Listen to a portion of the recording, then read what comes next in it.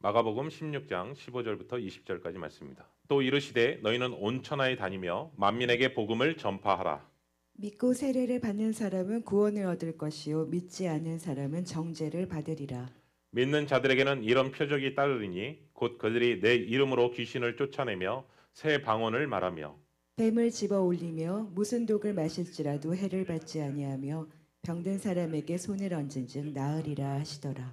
주 예수께서 말씀을 마치신 후에 하늘로 올려지사 하나님 우편에 앉으시니라. 제자들이 나가 두루 전파할세 주께서 함께 역사하사 그 따르는 표적으로 말씀을 확실히 증언하시니라. 아멘. 아멘. 네, 자리에 앉아주시기 바랍니다. 오늘 예배는 정말 특별합니다. 왜냐하면 2024년도에 드려질 수 있는 오늘 주일 예배가 오늘 마지막 예배이기 때문에 그렇습니다. 그런데 계획하지는 않았어요. 오늘 마가복음 설교가 오늘 마지막입니다. 마가복음의 설교의 첫 시작은 2022년 10월 2일로 시작이 되었습니다. 그러니까 오늘 마가복음을 마무리하면서 장작 2년 3개월의 시간을 가운데서 말씀을 나눴습니다. 우리 성도님들 생각하기에는 아니 마가복음 16장밖에 되지 않은데 어떻게 2년 3개월의 시간을 했지라고 하지만 마가복음 하나하나 구절들을 말씀 가운데 나누면서 구약 성경을 인용하기도 하고 신약의 다른 성경들을 인용하면서 나아갔기 때문에 그 마가복음 안에서의 담겨진 하나님의 많은 말씀들이 담겨져 있음을 보게 됩니다. 저도 한번 오늘 말씀을 준비하면서 마가복음 1장 1절 말씀을 한번 좀 다시 생각하게 됐거든요. 하나님의 아들 예수 그리스도의 복음의 시작이라. 마가복음 1장 1절 말씀은 이렇게 시작해서 복음이라는 단어를 우리 성도님들에게 소개했습니다. 그 당시에 복음이라는 단어는 헬라어로 유앙겔리온이라는 뜻이고요. 그 뜻은 무엇이냐면 고대 로마 시대 때 전쟁에서 승리했을 때 그 전령이 전해주는 소식, 그 승리의 소식이 바로 유앙겔리온이라는 뜻입니다. 우리는 복음 하면 어떤 의미냐면 예수 그리스도께서 우리를 대신하여 십자가에 죽으시고 우리의 죄를 속하시고 죄와 사망을 이기시고 부활하신 좋은 소식으로 우리는 이해하고 있습니다. 그러나 복음을 엄밀히 의미하면요 이런 뜻입니다. 예수 그리스도께서 죄와 사망의 권세를 이기시고 승리하신 소식, 인류의 적인 사단 마귀를 멸하시고 알리신 승전 보고와 같은 소식이 바로 마가복음에서 얘기하는 복음, 유앙겔리온의 뜻입니다. 복음은 그냥 좋은 소식이 아니라 생명과 나라, 통치와 관련된 공동체 가운데 일어났던 큰 승리의 소식이 바로 복음이다라는 것을 마가복음의 저자는 얘기하고 있는 것입니다. 사랑하는 성도 여러분, 그렇기 때문에 이 복음의 소식을 마가복음 16장에서 뭐라고 했냐면 만민에게 복음을 전파하라라고 얘기합니다. 그런데 저는 이 말씀을 보면서 만민에게 복음을 전파하라 이 말씀은요 권면으로 되어 있지 않더라고요. 문법으로 얘기하면요 명령으로 되어 있습니다. 저는 이것을 통해서 다시 한번 깨닫는 것은 성경은요 우리에게 동의를 구하는 책이 아니라 순종을 요구하는 책입니다. 믿으십니까? 근데 우린 자꾸 동의를 구하려고 해요. 성경을 읽으면서. 내가 이해가 되면 믿겠습니다. 아니요. 사실은 성경은요. 우리에게 순종을 요구하는 책이에요. 그리고 믿음은요. 우리가 예수 그리스도와 연합되는 것이고 예수님과 우리가 같은 공동 운명체가 된다는 뜻입니다. 마가복음 16장 14절 후반절에 보시면 제자들은 예수님이 살아난 것을 본 증인들의 말을 믿지 않거든요. 그래서 예수님이 직접 찾아가셔서 그 제자들에게 말씀하시거든요. 그들의 마음의 완악함과 믿음 없음을 꾸짖으셨다라고 지난주에 같이 나눴습니다. 근데 저는 그 다음 구절이 더 마음에 들어요. 그러나 그들을 포기하지 않으셨다. 예수님은 제자들을 포기하지 않으셨다. 뭐라고 얘기하시냐면 내가 너희보다 먼저 갈릴리로 갈 것이니 너희는 갈릴리에서 나를 만날 것이다 라는 것을 분명한 메시지를 주시거든요. 사랑하는 성도 여러분, 질문이 생기지 않나요? 분명히 예수님은 예루살렘에서 부활하셨는데 왜 갈릴리에서 제자들을 만나실까? 아니 예루살렘에서도 바로 만나시면 될 텐데 왜 굳이 갈릴리에서 만나기를 원하셨을까? 제가 생각해 보니까 말씀을 묵상하는 가운데 제자들에게 있어서 갈릴리는 다른 의미일 것 같아요. 2000년이 지난 제가 봤을 때 갈릴리는 그냥 갈릴리 아닌가라고 하지만 예수님의 제자들에게 있어서 갈릴리는 굉장히 큰 의미가 있을 거라고 생각합니다. 왜냐하면 갈릴리라는 그 장소는요. 소명과 사명이 있었던 장소입니다. 왜냐하면 소명은요. 하나님의 부르심이고요. 사명은 하나님께서 맡기신 일입니다. 소명의 중요함은 뭐냐면 누가 나를 불렀냐는 거예요. 그리고 사명의 중요함은 나에게 무엇을 맡기셨느냐는 거예요. 여러분, 소명과 사명의 가장 좋은 예가 예수님께서 베드로를 부르실 때 너는 나를 따라오너라. 이것이 바로 부르심, 소명을 얘기하는 것이고, 내가 사람을 낚는 어부가 될 것이다 라고 하는 것은 사명, 너에게 맡겨진 일에 대해서 얘기하시는 부분이라고 생각합니다.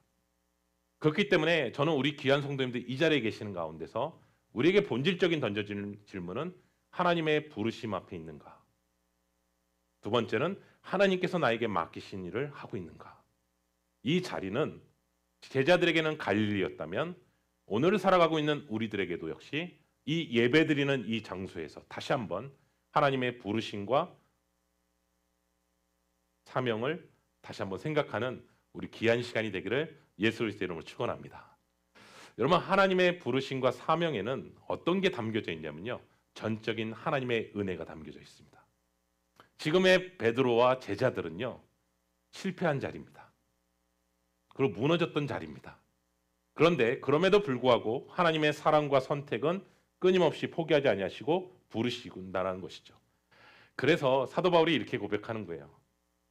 내가 지금까지 하나님 앞에 수고하며 헌신하며 나아갈 수 있었던 이유는 정말 나의 나된 것은 오로지 주의 은혜라. 하나님의 은혜로 시작했고 하나님의 은혜로 사명을 감당했음을 늘 고백하는 것이죠. 그리고 나서 갈릴리에서 다시 주님께서 제자들을 만나시고 부르시고 그들에게 다시 한번 사명을 주시는 부분을 우리가 말씀을 통해서 보게 됩니다. 저는 마가복음 16장을 이렇게 읽으면서 무슨 마음이 먼저 들었냐면, 제자들의 과거의 실수에 대해서 주님은 부활하신 주님께서는 언급하지 않으신다는 사실에 주목하게 되었습니다. 또 하나는 분명하게 제자들에게 말씀하신 것은 뭐냐면, 성령이 너에게 오게 되면 너희는 변화될 것이다.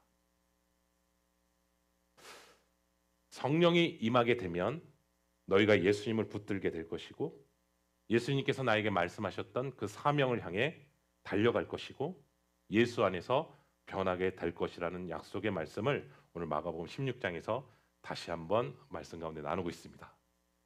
저는 우리 귀한 성도님들에게 2024년도 한 해 가운데 아까 기도 최윤진 권사님 해주신 것처럼 여러 가지 시간들이 있었을 거라고 생각합니다. 그런데 특별히 지나간 일은 지나간 것입니다.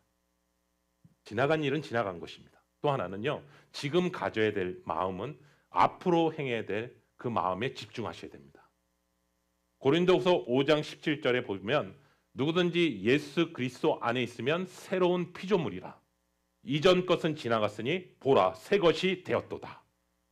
그렇기 때문에 부활의 확신을 갖는다면 이제는 예전 것에 자꾸 뒤돌아보지 마시고 계속해서 앞으로 펼쳐질 하나님께서 행하실 그 일을 향해 전진하며 나아가시기를 예수 그리스도의 이름으로 축원합니다. 우리 볼까요? 빌립보서 3장 12절부터 14절입니다. 내가 이미 얻었다 함도 아니요 온전히 이루었다 함도 아니라 오직 내가 그리스도 예수께 잡힌 바된 그것을 잡으려고 달려가노라. 형제들아, 나는 아직 내가 잡은 줄로 여기지 아니하고 오직 한 일, 즉 뒤에 있는 것은 잊어버리고 앞에 있는 것을 잡으려고 표대를 향하여 그리스도 예수 안에서 하나님의 위에서 부르신 부름의 상을 위하여 달려가노라. 아멘. 아멘. 저는 이 말씀을 너무나 사랑합니다. 왜냐하면 예수 안에 있는 자들은요, 뒤에 있는 것을 잊어버린대요. 여러분, 뒤에 있는 것을 잊어버린다라고 했을 때 우리는 이렇게 생각해요. 아, 안 좋은 거 잊어버려야지. 그치? 안 좋은 건 빨리 잊어버려야지. 아니요. 또 하나 담겨져 있는 게 있어요. 가장 좋았던 것도 잊어버리는 거예요. 왜냐하면 우리가 사도행전의 말씀에 보면 하나님께서 엄청나게 행하셨던 역사의 사건도 있고요. 엄청난 핍박과 고난의 시간의 사건들도 있었어요. 근데 사도 바울은 이 두 개 다 포함해서 얘기하는 거예요. 그 뒤에 것은 잊어버려라. 그리고 뭐라고 하냐면 앞에 있는 것을 잡으려고 그 표대를 향해서 달려가라고 얘기합니다. 왜냐하면 그 이유는 뭐냐면 하나님이 위에서 부르신 부르심의 상을 위해서 달려가는 사명자다는 거죠. 아멘이십니까? 우리 귀한 성도님들에게 이렇게 전면합니다. 이민교회에 왔을 때 제일 먼저 하는 것은요, 다 각자 성도님들마다 금송아지가 있었더라고요. 내가 과거에 얼마나 화려했는지에 대해서 다 얘기하세요. 근데 그 얘기를 하시는 분들의 또 공통점이 뭔지 아세요? 지금은 안 그렇다는 뜻이에요. 계속해서 그 시간에 매여 있는 거예요. 근데 성경은 과감하게 그 한 단계 더 뛰어넘습니다. 예수 안에 있는 사람들은 뒤의 것을 자꾸 바라보는 것이 아니다. 계속해서 앞을 보고 달려가는 것이다. 저는 우리 귀한 성도님들에게 오늘 예수님의 공생애 가운데 압축하면요, 하나님의 나라를 선포하신 거였고 복음을 전파하는 것이 예수님의 사명이었거든요. 근데 그 부활하신 예수님을 통해서 제자들도 동일하게 하나님의 나라를 선포하고 복음을 증거하는 삶으로 나아가는 것을 보게 됩니다. 여러분, 마가복음 16장 15절에 이렇게 나오거든요. 너희는 온 천하에 다니며 만민에게 복음을 전파하라 라는 그 말씀을 하겠는데, 본절에서 만민이라는 단어를 쓰게 되니까 우리는 이렇게 이야기 돼요. 복음을 사람들에게만 전하는 것이구나 라고 생각합니다. 그런데 헬라어나 원어나 영어로 보게 되면, 영어로는 뭐라고 되냐면 all creation이라는 단어를 사용하고 있어요. 그리고 또 뭐라고 되냐면 every creature라는 단어를 사용하고 있어요. 이 뜻을 번역하게 되면 모든 만물에게 복음을 선포하라는 뜻이에요. 모든 만물에게. 그러면 이 뜻은 뭐냐면 원문으로 얘기한다면 온 창조 세계에 복음을 전파라는 것을 만민에게 복음을 전파라는 뜻으로 번역한 것뿐이에요. 그러니까 온 창조 세계에 전파라는 거예요. 그러니까 온 창조 세계에 전파한다는 뜻은 어떤 의미냐? 단순히 이웃을 전도하고 교회로 초대하는 것만을 의미하는 것은 아니에요. 그렇다면 내가 죄와 사망에서 승리를 얻은 새로운 창조물로서 기쁨과 담대함으로 살아갈 때 만문에게 주의 은혜를 선포할 수 있다는 사실입니다. 저는 우리 귀한 성도님들에게 여러분 자연을 통해서도 선포할 수 있어요. 아멘이십니까? 이 땅 가운데 모든 것들을 창조하신 하나님 앞에 그 복음으로 선포할 수 있다는 거예요. 그러니까 이 지경이 얼마나 넓어요. 근데 우리는 자꾸 작게 생각하는 거예요. 여러분, 우리가 예수를 믿는다고 하지만 만약에 믿지 않는 사람들처럼 똑같이 생각하고 똑같이 말하고 살아간다면 나는 복음을 전파하는 삶을 살고 있지 않다는 증거입니다. 굳이 사실은요, 여러분 이렇게 좀 거룩한 도전인데 내 입으로 예수를 얘기하지 않아도 교회 나오세요라고 말하지 않더라도 세상이 줄 수 없는 내게 정말 평안이 있다면, 하늘로부터 오는 정말 지혜가 있다면, 나에게 내가 이웃을 향해서 정말 인내와 사랑으로 살아가고 있다면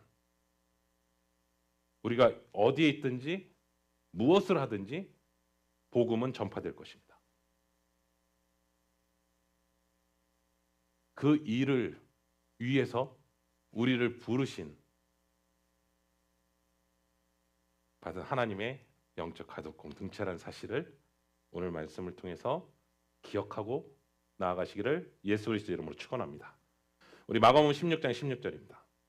믿고 세례를 받은 사람은 구원을 얻을 것이요 믿지 않는 사람은 정죄를 받으리라. 아멘. 아멘. 여기서 세례를 받는다는 뜻은 뭐냐면 내가 정죄받을 수 없는, 받을 수밖에 없는 죄인이라는 것을 인정하는 것을 얘기합니다. 아, 나는 정죄받을 수밖에 없는 자구나.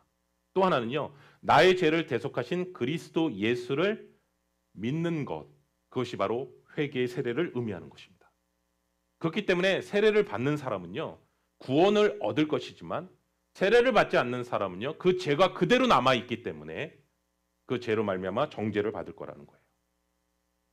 여러분, 교회 안에서 우리가 세례식을 할 때 많은 성도님들 앞에서 하는 이유는 마치 결혼 서약과도 같습니다. 세례식을 통해서요, 우리 교회 공동체 안에서 자신이 하나님 앞에 믿음을 고백하는 그 시간이기 때문에 그렇습니다. 여러분, 우리가 세례라는 세례식을 이렇게 생각하는데 마가복음에서 쓰여지는 세례식의 의미, 세례는 어떤 의미일까? 이런 의미 아닐까요? 마가복음이 쓰여졌던 그 당시의 배경은 로마 당시에 핍박과 순교를 당하는 시대였거든요. 그리스도를 믿는다라는 것은.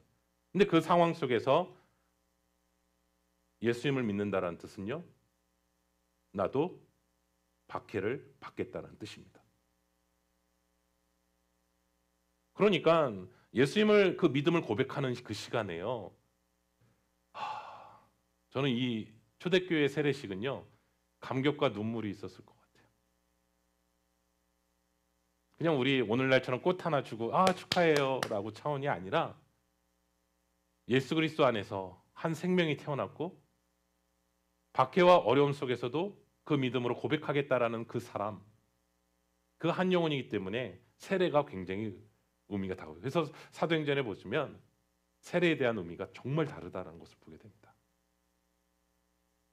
예수님을 이렇게 믿음을 고백하고 복음을 믿는 자들에게는 하나님 또 약속하십니다. 뭐냐면 놀라운 표적이 함께할 것이다. 볼까요? 마가복음 16장 17절부터 18절입니다. 믿는 자들에게는 이런 표적이 따르리니 곧 그들이 내 이름으로 귀신을 쫓아내며 새 방언을 말하며 뱀을 집어 올리며 무슨 독을 마실지라도 해를 받지 아니하며 병든 사람에게 손을 얹은즉 나으리라 하시더라. 아멘. 아멘. 여러분 믿는 자들에게는 놀라운 축복이 임하게 되는데 그 표적이 뭐냐면 귀신을 쫓아낸다. 네. 또 하나는 방언의 은사를 받게 된다. 그리고 뱀이나 독을 마실지라도 해를 받지 않게 된다. 그리고 병든 사람들을 놓고 기도할 때 낫는 역사들이 일어난다. 신유의 은사. 이 은사들이 일어나게 되거든요.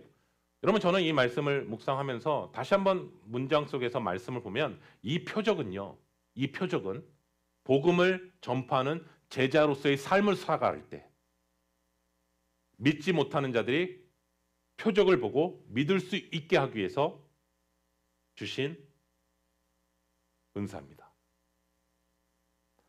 여러분 내가 아무리 믿음의 사역도 전혀 하지도 않는데 따르는 표적이 아니라는 거예요.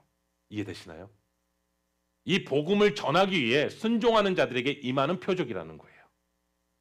지금도 선교지 같은 곳에서는요.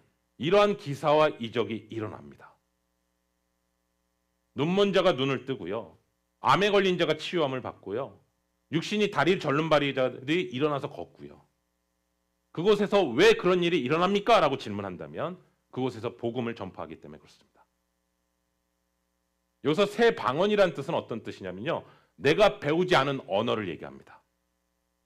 선교사님들이 그곳에 갔을 때 갑자기 유창한 언어를 하기는 어렵잖아요. 그런데 하나님께서 그곳에 예수 그리스도의 복음을 전하기 위해서 언어를 부어주신다는 거예요. 여러분 멕시코만 가도요. 선교지에 가도요. 거기에서 병이 낫는 역사 참 많이 일어납니다. 그 치유와 회복이 많이 일어나요. 하물며 북한과 이스라엘에서도 우리 선교사님을 통해서 얘기한 것처럼 정말 기사와 이적들이 막 일어나기 시작해요.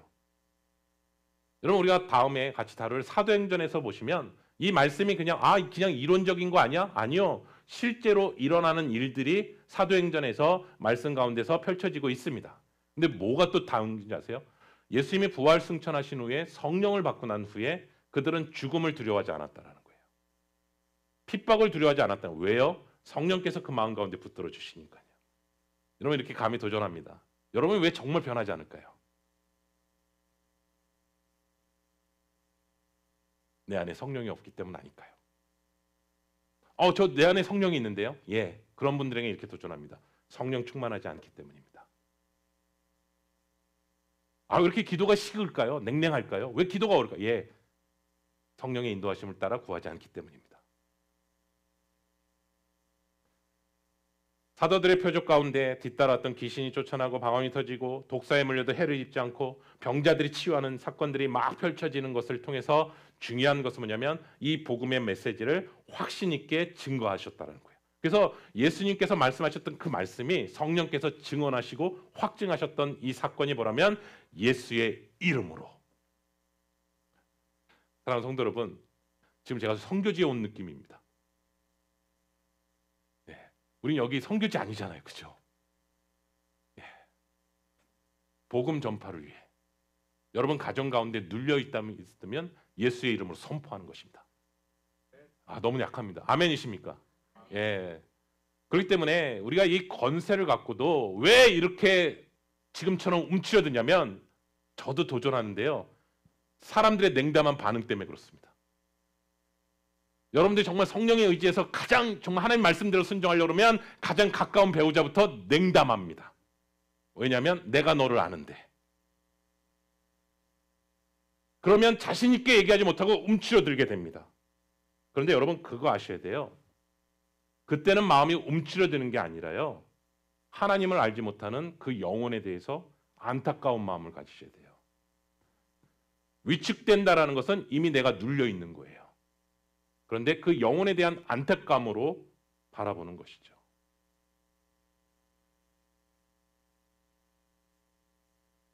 저는 한국교회나 목회자나 저를 포함해서 정말 잃어버린 게 뭐냐면 영혼에 대한 마음을 잃어버렸어요.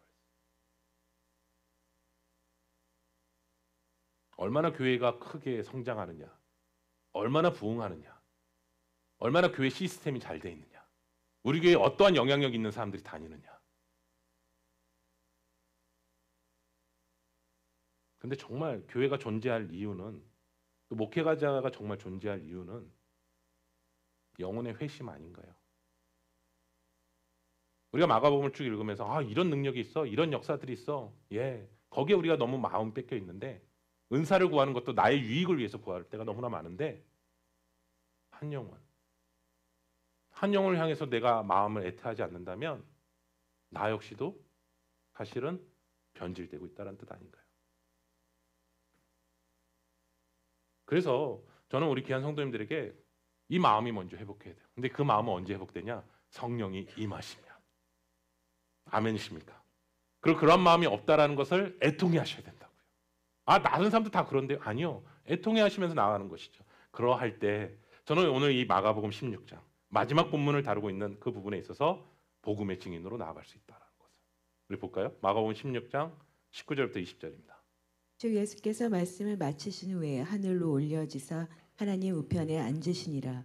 제자들이 나가 두루 전파할세 주께서 함께 역사하사 그 따르는 표적으로 말씀을 확실히 증언하시니라. 아멘. 아멘. 마가복음은 이렇게 끝을 맺고 있습니다. 드디어 끝이 보입니다. 근데 저는요, 예수님이 본래 계셨던 자리로 다시 올라가셨어요. 그렇죠? 근데 저는 이런 마음이에요. 제자들 보세요, 주님. 올라가시면 안 돼요. 40일만 있어서도 안 되고요. 더 오래 계셔야 돼요. 라고 생각할 것 같아요. 인간의 육신적인 눈으로 보면. 근데 이 땅에 남은 제자들을요, 맡기세요. 그 사명을. 와, 이거 어떻게 맡기실 수 있지? 그 상태들이 아닌데 제자들은. 근데 올라가시고 맡기세요. 그리고 더 놀라운 것은요, 저는요, 차라리 하나님께서요, 천사를 사용하신 게 더 낫지 않을까 생각 들거든요. 지난번에 가브리엘 천사를 얘기했는데, 마리아에게도 나타나셨던 그 천사 가브리엘은 다니엘서에서도 나타나거든요. 차라리 가브리엘을 계속 사용하시면 더 엄청난 사건이 일어나지 않을까요? 아니요. 하나님은 이렇게 하십니다. 하나님의 형상으로 빚으신 우리 사람을 통해서 그 일을 하기를 원하신다는 거예요. 그리고 뭐라고 또 얘기하냐면, 땅에서 매면 하늘에서도 매일 것이고 땅에서도 풀면 하늘에서도 풀릴 것이라는 하나님으로부터 오는 엄청난 권세를 우리에게 주셨다라고 얘기하세요. 그리고 우리에게 뭐라냐면 천국 열쇠를 맡겼다라고 얘기해요. 여러분 오해하지 마세요. 천주교에서 얘기하는 베드로에게 그걸 맡겼다라는 게 아니라 예수 그리스도를 믿는 자들에게 천국의 열쇠를 맡기신 거예요. 그리고 나서 가신 다음에 그래 너희랑 이제 끝이야가 아니라 여전히 하늘에서도 우리를 위해서 중보기도 하시면서 우리의 삶의 현장 가운데서도 주님을 함께 하시고 성령께서 우리에게 그 약속의 말씀대로 증언하고 계시다라는 사실을 오늘 살아가고 있는 우리에게도 주시는 말씀입니다. 볼까요? 사도행전 14장 3절입니다. 두 사도가 오래 있어 주를 힘입어 담대히 말하니 주께서 그들의 손으로 표적과 기사를 행하게 하여 주사 자기 은혜의 말씀을 증언하시니. 아멘. 아멘. 우리 성도님들에게 이렇게 도전합니다. 주님의 역사를 정말 강하게 체험하고 싶으세요?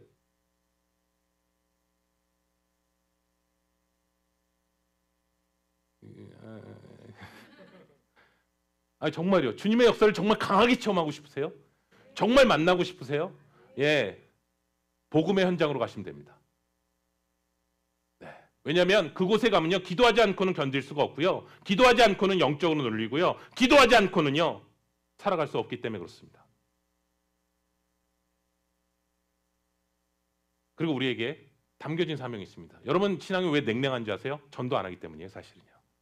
왜요? 전도하면요 영적 공격이 나타나거든요. 그런데 전도는 우리를 또 어떻게 생각하냐면요, 교회 건물을 짓고 교회 안에 빈자리들이 여기 있잖아요 지금. 그러면서 또 어떤 구절을 또 인용하냐면요, 강권하에서 데려와서 채우라. 그러니까 전도를 생각하면 마치 원하지 않는 물건을 강매하듯이 팔아야 되는 것처럼, 사람들한테 강요하지 않으면 오지 않을 것처럼.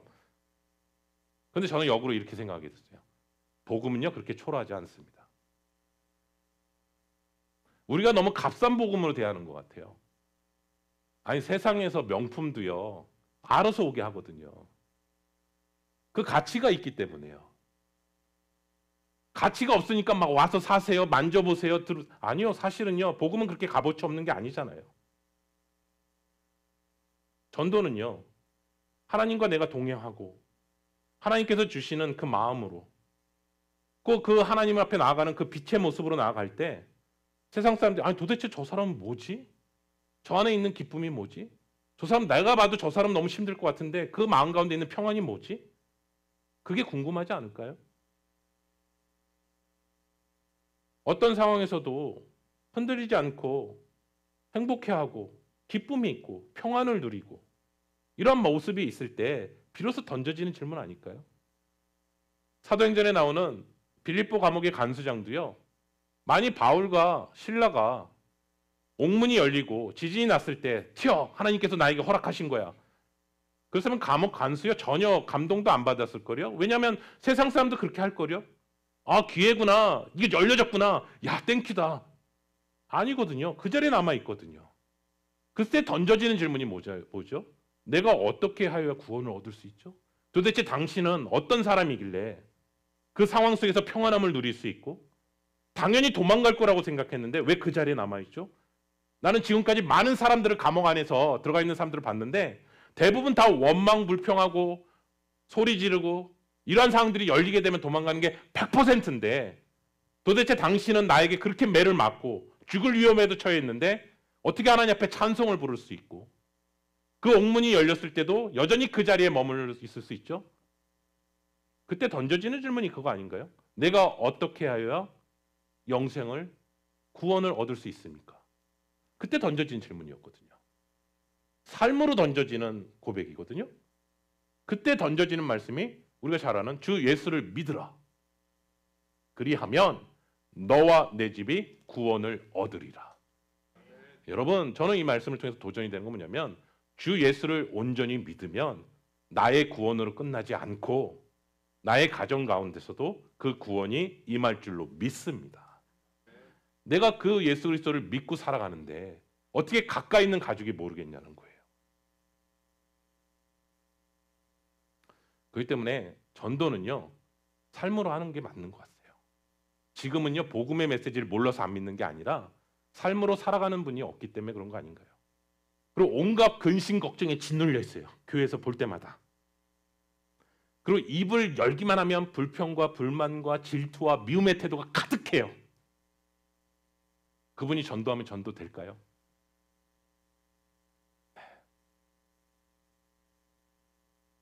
그분은요. 종교인이죠. 종교인이 전도를 하니까 종교인이 또 오는 거죠. 종교인은 계속해서 위선을 하거든요. 정말 하나님이 살아계신 하나님의 말씀을 읽으면 그 하나님의 말씀을 정말 성령 안에서 부딪히면 그 안에서 기호제와 기쁨을 누립니다. 아멘이십니까? 우리가 근심 걱정 두려움이 없다라는 뜻이 아니에요. 그 마음이 있더라도 그 마음 가운데 주님과 교제하면 정말 한숨이 변하여 눈물이 변하여 내 기도가 되었고 기쁨이 되었다라는 주 안에 있는 나에게 그 찬송의 가사처럼 우리의 마음 가운데 하늘로부터 오는 평안이 우리에게 임할 줄로 믿습니다. 그 모습을 바라볼 때 아, 정말 하나님 살아계시는구나. 그래서 제일 아름다운 전도의 그거 아닐까요? 우리 노은원 권사님 보면 정말 하나님 살아계시는 것 같아. 아, 그러면 전도지예요. 그게 바로. 말을 하지 않아도 그게 전도지예요. 저희 아버님이 예수 그리스도를 안 믿으셨었거든요. 근데 안 믿는 상황에서 제가 신학을 한다 그러니까 얼마나 더 난리가 났겠습니까? 여러분들은 저를 봤을 때 형제가 많은 것처럼 많이 자란 것처럼 보이지만 굉장히 귀하게 자란 외동아들입니다. 옥동자입니다. 그런데 제가 신학을 한다고 했을 때 집안이 뒤집어지지 않겠습니까? 아버님은 평생 은행원으로 사셨습니다. 그때 당시에는 자기 자식 한 명은 은행원에 들어보낼 수가 있었습니다.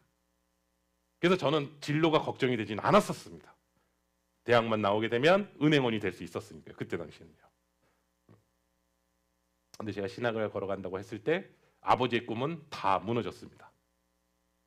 그리고 목회자를 별로 좋아하시지 않았습니다. 그런데 제가 나중에 신학을 하고 목회자가 되고 어느 아버지와 1대1로 있었을 때 저한테 이런 얘기를 하셨던 기억이 있습니다. 너를 보니까 정말 하나님 살아계시는 것 같다. 아버지가 저에게 해줄 수 있는 최고의 칭찬인 것 같습니다. 지금은 너무나 신앙생활 잘하시고 자녀를 위해서 기도하시고 또 함께 하시는 부모님이십니다. 사랑하는 성도 여러분, 이게 정말 이 땅 가운데 우리가 그리스도의 제자로서 살아가는 모습 아닐까? 여러분, 그러한 삶으로 살아간다는 것은 오늘 성경에서 뭐라고 하냐면 예수 그리스도의 흔적이 남는 것이다. 여러분, 저는 부모님들을 존경하는 이유 중에 하나는요, 정말 자식을 위해서 많은 희생을 하시고요, 자식을 위해서 많이 손해 보시고요, 신앙생활도 동일합니다. 교회와 이웃을 위해서 희생하고 헌신하고 나아가는 거거든요. 제가 우리 성도님들한테 그런 마음을 계속 나누잖아요. 우리가 주님 앞에 섰을 때 너무나 깨끗한 몸이 아니었으면 좋겠다고. 여기서 깨끗한 몸은 죄를 짓지 않는 그거를 얘기하는 게 아니라 주님의 몸된 교회를 향해서 또 전도를 위해서 희생과 섬김이 없이 그냥 너무 곱게 그 상태에서 주님 앞에 서지 않았으면 좋겠어요. 왜냐하면 제가 이렇게 담대하게 얘기할 수 있는 이유는 부활하신 주님은요, 깨끗하게 부활하실 수 있잖아요. 근데 성경을 보시면 못 자국이 그대로 있고요, 찔린 자국이 그대로 있습니다. 너무나 내 입장, 내가 편안한 삶을 추구하면서 살아가는 것으로 주님 앞에 선다면 그 주님을 어떻게 바라볼 수 있을까요? 주님의 길을 따라가다 보면 손이 거칠어질 때도 있고요, 마음이 힘들 때도 있고요. 그런데 그 과정을 통해서 내가 주님의 흔적이 있구나, 이 마음을 다시 한번 보게 됩니다. 특별히 마가복음에서 많이 얘기하는 게 제자의 삶을 얘기하고 있는데 가장 적절한 비유를 소개할게요. 아마 연어의 삶이 아닐까 생각합니다. 연어. 사람들은 연어의 특성 때문에 그리스도인들과 많이 이렇게 비교를 하더라고요. 우리가 영상을 보셔서 아시겠지만 연어는요, 숱한 고비와 어려움을 극복하면서도 하나의 목표만을 향해 강물을 거슬러 올라갑니다. 거슬러 올라가는 이유는 뭐냐면 자신이 태어난 그 장소에서 알을 낳고 죽기 위해서 가는 겁니다. 또 다른 생명을 낳기 위해서 희생하는 그 모습이 그리스도의 삶과 닮아 있다고 생각합니다. 죽기 위해서 가는 거거든요. 그러면 거기에 여러 가지 곰도 있고요, 새들도 그걸 먹는 사정도 있어요. 그런데 한 번도요, 연어는요 그 방향을 틀지 않습니다. 계속해서 갑니다. 여러분, 이 장면을 보면서 우리의 인간의 가치관으로는 너무 생소한 장면이에요. 아니, 당연히 뒤로 가야 되는 거 아니야? 그런데 알을 낳기 위해서 오랜 기간에 감행합니다. 자기가 어디에 있든지 간에 자기가 태어난 곳을 향해 가거든요. 근데 가만히 생각해 볼게요. 그렇게 가지 않는다고 해서 연어가 오래 사나요? 영원히 사나요? 그렇지 않거든요. 모든 연어는 다 죽게 되어 있거든요. 그냥 그렇게 살다 죽을 것인지, 아니면 자신이 태어난 곳을 향해서 죽을 것인지만 차이만 있어요, 냉정하게 얘기하면. 근데 어떤 게 과연 가치 있는 죽음일까? 한국 속담에서 사람이 죽으면 이름을 남기고 호랑이는 죽으면 가죽을 남긴다고 하는데, 우리 그리스도인들은 죽으면 누굴 남길까요? 로마서 16장에 등장하는 그리스도의 제자들을 남기는 것입니다. 우리의 가졌던 신앙이 우리 대에만 끝나는 것이 아니라 우리를 통해 누군가를 예수를 믿게 하고 예수 그리스도의 제자로 흘러가게 되는 것을 보게 되는 것입니다. 2024년도 한 해를 마무리합니다. 여러분, 2025년도 한 해는요, 더 거센 물줄기와 풍랑이 임할 거라고 저는 확신합니다. 아마 신앙생활하는 것은 점점점 더 어려워질 거라고 생각을 합니다. 그래서 두 가지인 것 같아요. 히브리서 기자가 얘기한 것처럼 그 물에 휩쓸려서 뒤로 갈 것인가, 아니면 그 물을 향해 역으로 갈 것인가. 정말 내가 생명을 낳기 위해서 역으로 갈 것인가, 아니면 나의 안위를 위해서 뒤로 갈 것인가. 마가복음을 시작하면서 오늘 아침에 샤워하면서 계속 마가복음을 생각하면서 이런 마음이 들더라고요. 여러분, 우리 성도님들 기억하세요? 마가복음을 읽을 때 세 가지 관점으로 읽을 수 있다. 첫 번째는 복음의 관점으로 마가복음을 쭉 1장서부터 16장 읽을 수 있고, 두 번째는 하나님의 나라의 관점으로 마가복음을 쭉 읽을 수 있고요, 또 하나는 제자도의 관점으로 읽을 수 있다라고 나눴습니다. 그런데 마가복음 16장까지 말씀을 다 마무리하면서 이 세 가지의 관점이 다 녹아져 있는 게 바로 증인된 삶입니다. 그렇기 때문에 증인된 삶으로 살아가는 것이 복음으로 살아가는 것이고, 증인된 삶으로 살아가는 것이 하나님의 나라를 선포하며 사는 것이고,